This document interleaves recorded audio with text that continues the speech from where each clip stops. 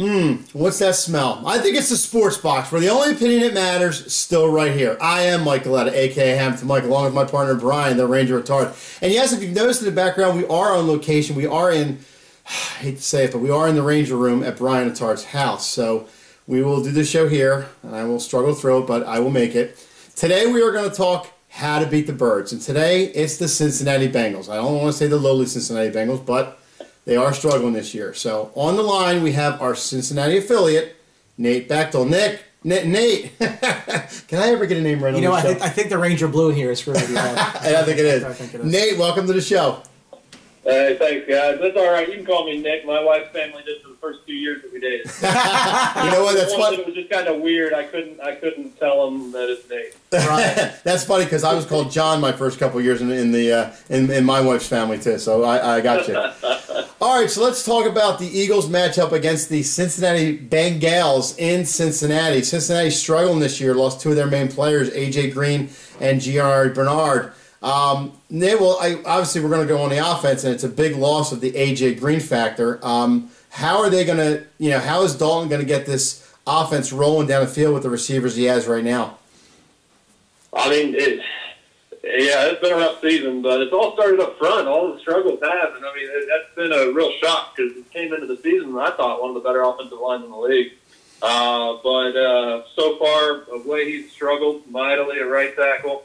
So much so that they're platooning him with Eric Fisher. Not Fisher. They're doing Eric Winston. And, that guy's kind of at the back end, so that doesn't speak volumes for your first-round pick. Yeah. But, if they can just give him a clean pocket and give him a little bit of time, we still have some weapons. You got Tyler Eifert. I think that gives you a chance anytime.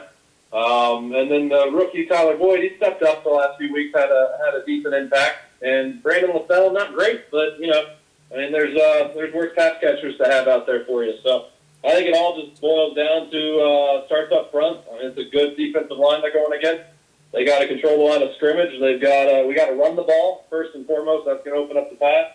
But he just needs time back there, and that's not something he's had a whole lot of this year. Yeah, you look at like we talked about a little about the line, but you talk about bad timing. You get Tyler Eifert back after all this time after injury, and now you lose your best wide receiver. I mean, I think if they had both A.J. Green and Tyler Eifert, I think that they would get back into the mix a little bit. I mean, maybe not make the playoffs, but be a lot better off. Now you got to rely on Jeremy Hill to get the ball rolling, and you got to rely on Tyler Eifert. So how do you, besides Jeremy Hill, I guess my question is, who else is going to get carries on this team? Well, actually, Burkhead outtouched Hill last week, which was really surprising. Okay. I think some of it was just game flow. Obviously, we're a little behind there at the end, and he accumulated some touches, especially on the last drive. But I think Burkhead is a little underrated. I think he's a good pass catcher out of the backfield. He can run the ball.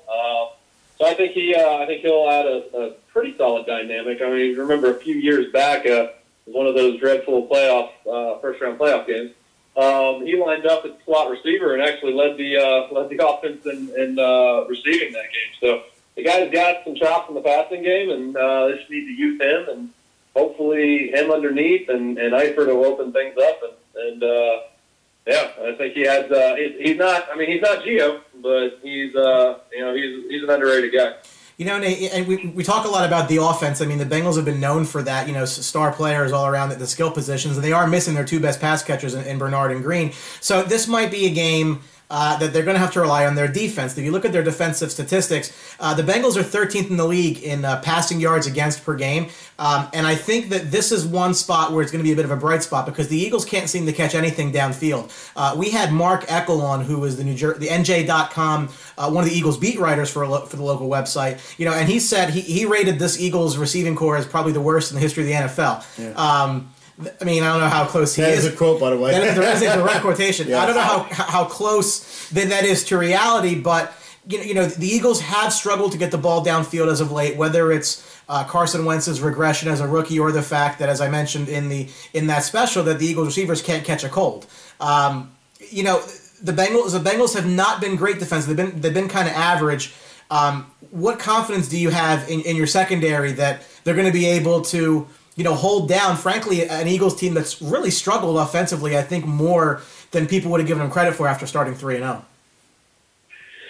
Well, yeah, I mean, yeah, it's been up and down. I mean, they've had moments where they've looked like, the D from a few years ago, top 5, and then they looked terrible at times. And it kind of worries you as a Bengals fan, just because over the last probably five years or so, we've struggled mightily against tight ends. And Zach Ertz is he's pretty solid. So he worries me the most, I think, out of everybody. I hadn't really followed the Eagles as close, but didn't realize that they were saying that about the receivers. I mean, they're young guys. I think that whole offense has the potential to really grow into something. I mean, you got Matthews is second or third year, Aguilar's second year. If he plays. Yeah, Green Beckham's second year. Yes. So they definitely have some young guys I think could develop. Green Beckham's a guy that kind of, was worrying me. We don't do great against those big jump ball receivers. But really, it's Ertz, and honestly, it's kind of Wentz. And I know he has stepped back a little bit, but we also struggle mightily against rookie quarterbacks. And now maybe it'll be good for us that he was a high pick, because usually it's the young quarterbacks that come in, the TJ Yates of the world, that weren't high picks that end up crushing us for whatever reason. But the offense. I mean, that's the type of offense from what I have seen. They're, one play away from an explosion play, so that definitely kind of worries me.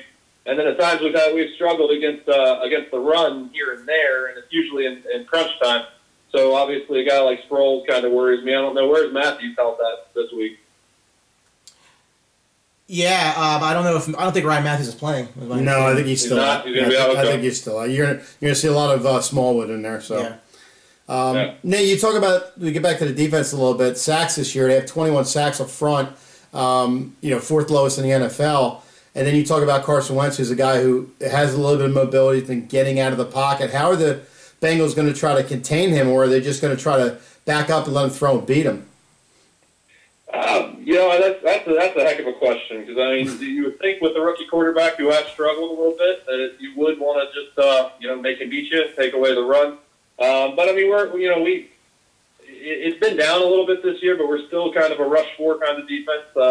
Get those 4 guys to create a little havoc in the backfield. So I think that's kind of what they'll rely on. They'll try to get back there. The mobility factor definitely worries you, because I've spent the last decade or so watching Roethlisberger just move all over the pocket and just shed guys left and right. And I think he's got a little bit of that to him for sure. That's definitely a worry. You've got to have a guy like Atkins and Dunlap step up. And we're definitely going to be in need of some pass rushers going into next year. And you look at this team more from a macro standpoint. They're 3-7-1, and that's got to be one of the more disappointing teams in the NFL. I think everybody thought that this could have been the year that the Bengals take that next step, and clearly it's not going to be. They're probably not going to be able to have a winning record. I go back to our season preview where we said, how many lives does Marvin Lewis have? And, I guess my question for you is, from the fans' perspective, is this the last that we see of Marvin Lewis on the Bengals sideline? Because, like I said, I don't think you're going to find a more disappointing team in the league than this Bengals team being 3-7-1 this year. Even with, really, the A.J. Green injury is a killer, but that's 2 weeks in. I mean, this team was bad before that happened. Mm-hmm. So is this Marvin Lewis's last couple games as a Bengals head coach, in your opinion? In my opinion, I think so. I'll go on record and say I think this is probably the most disappointed I've been in a Bengals season ever, which that kind of speaks volumes. There's been some bad ones. But you're right, the expectations were through the roof. But I think one of the things that's going to happen, I don't know so much that it's going to be they chuck him to the curb. I think he's going to step away. He talked about they tried to put a succession plan into place with Hugh Jackson. I think we had touched on that. That was being reported. And he said that I think 2017 was kind of where he was gearing towards being his last season. So, I don't really think you keep him around for one more year. The guy's been great. You got to give him credit. He's one of, if not the winningest head coach in our history. I just don't think that we're going to take the next step with him. And I think it's to the point where time for some kind of a fresh take on things. It's still a talented roster. I don't think it's going to go into the offseason and blow things up by any means. We're a few key pieces away. I think a lot of our losses this season were a few plays.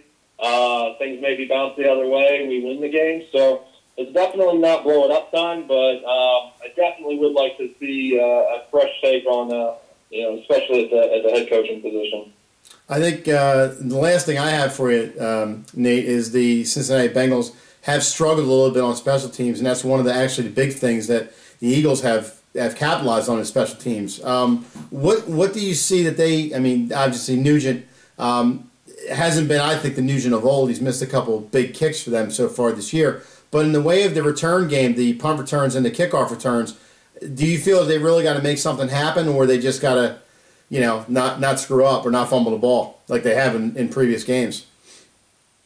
Yeah, no, I think that's always important. The Nugent struggle, it's definitely a surprising development. I mean, the guy's been pretty steady. He's never been spectacular, but he's been steady. No, but he's on notice.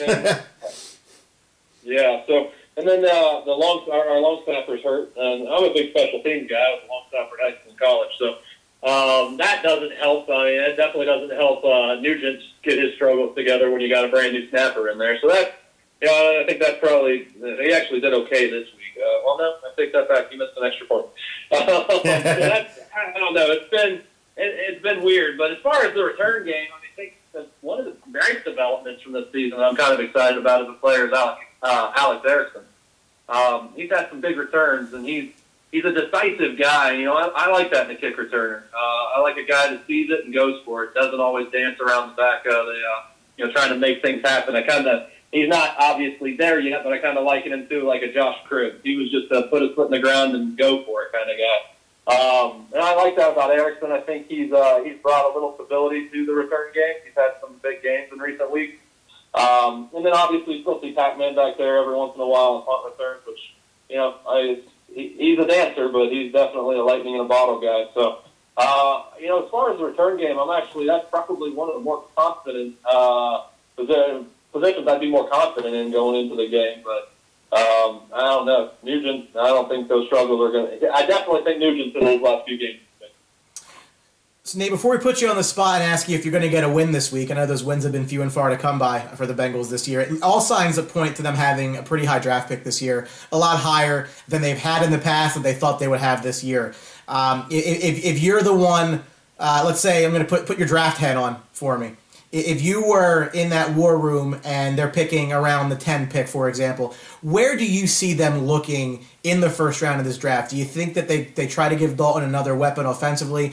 Do you and I know that they, Tyler Boyd was our second round pick this year. He's probably done better than expectations. Where do you think they end up going with a pick that frankly is higher or going to be higher than they thought they were going to have coming into this year? Well, I definitely like Mike Williams out of Clemson.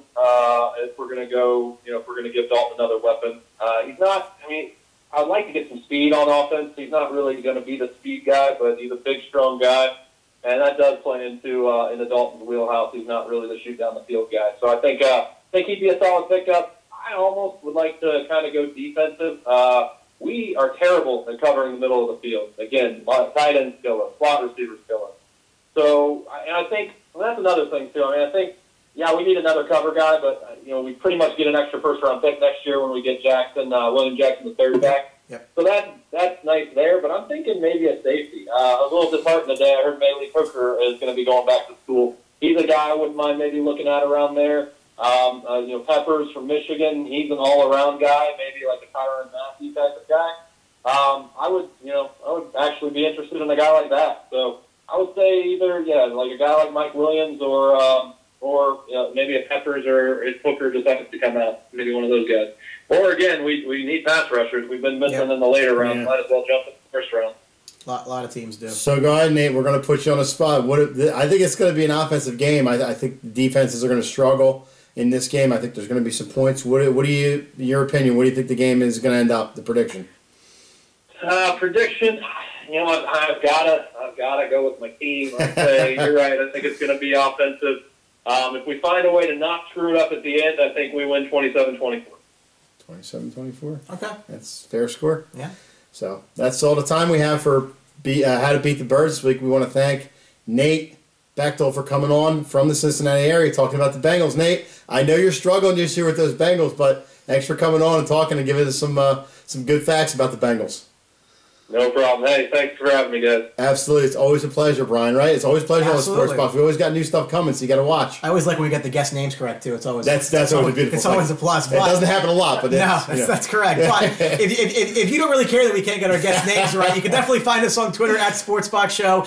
You can subscribe to the YouTube channel, which is just blowing up lately with subscribers, and we thank you guys for that. And, of course, our Facebook page, where, for those of you who do like us on Facebook, you may notice that there's a video of my friend Mike here trying to relive his glory days and kicking that field goal from 45 yards out. I can't tell you if he made it or not. You can probably guess, but you can check that video out. It's exclusive for our Facebook fans, so check us out on Facebook, and that video, of course, Mike will really appreciate it. I always appreciate stuff. Matt, thanks for watching. We always love you to subscribe to the show. And remember, at the Sports Box, the only opinion that matters is right here. Thanks for watching. See you.